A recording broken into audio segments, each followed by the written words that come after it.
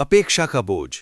मोहन एक छोटा सा गांव में रहने वाला मेहनती और नेक दिल युवक था। वो दिन रात लोगों की मदद करता, किसी बूढ़े को रास्ता पार कराता, किसी भूखे को खाना देता तो किसी थके हुए को पानी पिलाता। लेकिन उसके मन में एक उम्मीद रहती थी कि लोग उसकी कदर करें, उसका धन्यवाद करें, उसकी तारीफ करें। जब लोग अपने काम में व्यस्त होकर आगे बढ़ जाते और उसकी ओर पलटकर भी नहीं देखते तो मोहन का दिल भारी हो जाता। वो सोचता, मैं इतना सब करता हूं फिर भी कोई मुझे समझता क्यों नहीं। एक दिन बहुत थककर वो रात को अपने छोटे से कमरे में लेटा। दिए की मध्यम रोशनी में भगवान की तस्वीर के सामने उसने हाथ जोड़ दिए। हे प्रभु, उसने भारी मन से कहा, मैं सबके लिए अच्छा करता हूं फिर भी लोग मेरी कद्र नहीं करते। मेरा मन बहुत दुखी रहता है। क्या अच्छा करना ही गलती है? कहते कहते उसकी आंख लग गई। उसी रात उसने एक अद्भुत सपना देखा। सपने में वो स्वयं को एक दिव्य प्रकाश में खड़ा देखता है। चारों ओर उजाला ही उजाला है, बादलों के बीच से मधुर प्रकाश झर रहा है।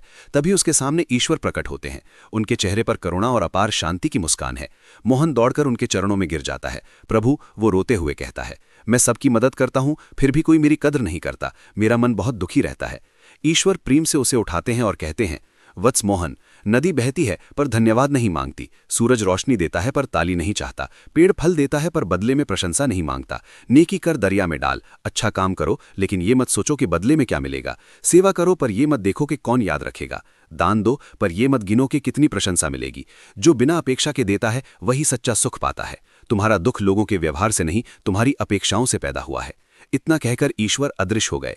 उसी क्षण उसकी नींद खुल गई। सुबह की पहली किरण उसके चेहरे पर पड़ रही थी। उसका दिल शांत था, मन हल्का था। उसने मुस्कुराकर कहा, आज से मैं बिना किसी अपेक्षा के जीऊंगा।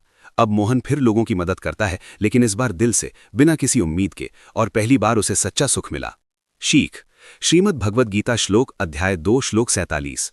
कर्मण्ये वानिकारस्ते मां फलेषु कदाचन मां कर्म फल हेतुर्भू मां ते संगोस्त्व कर्मणि। अर्थ, तुम्हारा अधिकार केवल कर्म करने में है। फल की इच्छा मत करो। कर्म को फल की लालसा से मत करो और कर्म से पीछे भी मत हटो।